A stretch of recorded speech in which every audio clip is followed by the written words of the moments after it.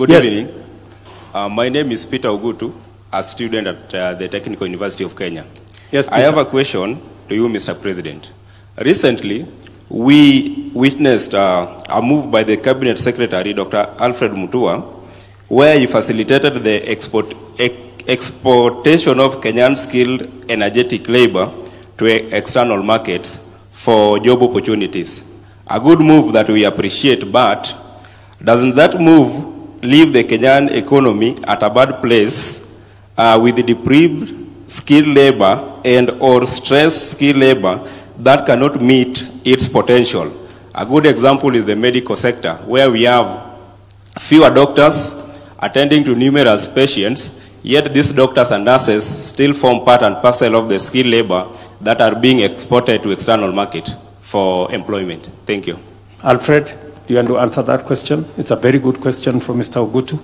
The reality is that we are producing more people than we need in the job market. For example, when you look at doctors and nurses, it is not that we do not have enough doctors or nurses being produced. Yes, the numbers are not where we are in terms of United Nations numbers, WHO, of the number per people. It's that we do not have the capacity at this time to absorb all of them. So I see where you're coming up with your point.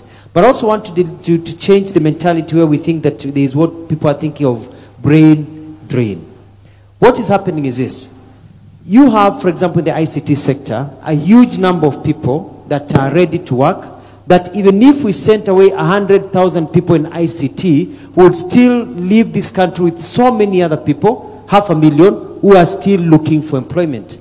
So that thinking that if we are sending people away, we are depriving our country, is not really accurate. Because we have more people out of work who can go and work overseas without depriving our Kenyan local market. In our labor studies, we have not seen any cry by any industry saying that they are lacking people because people have left the country. We are producing people in TVETs, producing people in the universities, so we have a bulge of employment. Your Excellency. Okay, can you address, there is also one question, Alfred, that people continue to say, are we going through a brain drain? Are we exporting our brain power? Or does it eventually amount to a brain gain? Can you explain that? What usually happens is this. If you look at the countries that have really developed very fast, you look at, for example, the example of Singapore, China, Malaysia, Indonesia. What they did, these tech economies, was to ensure that their people who went and worked overseas came back home. We are calling this labor mobility because when you're going to work, it doesn't mean that you're going forever. You're going to work for 2-3 years and come back.